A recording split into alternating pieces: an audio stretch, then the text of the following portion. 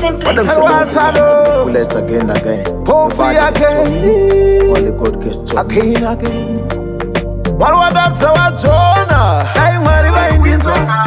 namatwangu andinokumbira dzura mai vangu makore kuti mai vangu ndirambe ndiinavo dai mwari vaipindura namatwangu andinokumbira dzura mai vangu makore kuti mai vangu ndirambe ndiinavo andikanga nokutenda mai andikanga nokutenda ndiri ekta kutenda mai andikanga nokutenda simba andikanga nokutenda mai andikanga nokutenda producer kutenda mai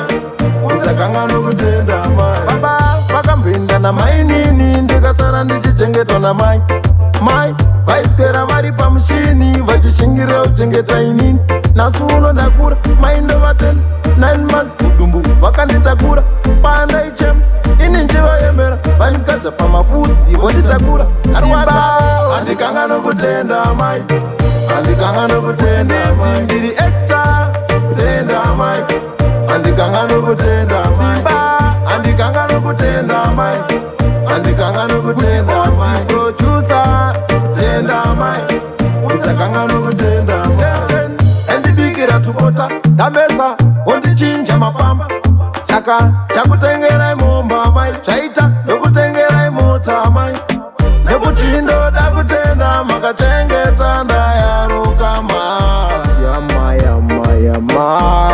mai wangu shoma simba andikanga nokutenda mai andikanga nokutenda ndiri ekta kutenda mai andikanga nokutenda simba andikanga nokutenda mai andikanga nokutenda producer kutenda mai usakanga nokutenda mai dai mwari vaindinzwa namatwangu andinokumbira dzura mai vangu makore kuti mai vangu ndirambe ndiinavo dai mwari vaipindura namatwangu andinokumbira dzura mai vangu makore kuti mai vangu ndirambe ndiinavo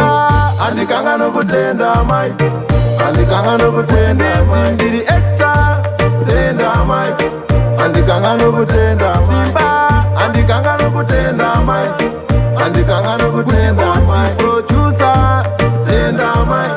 usakanga nokutenda mai andikanga nokutenda mai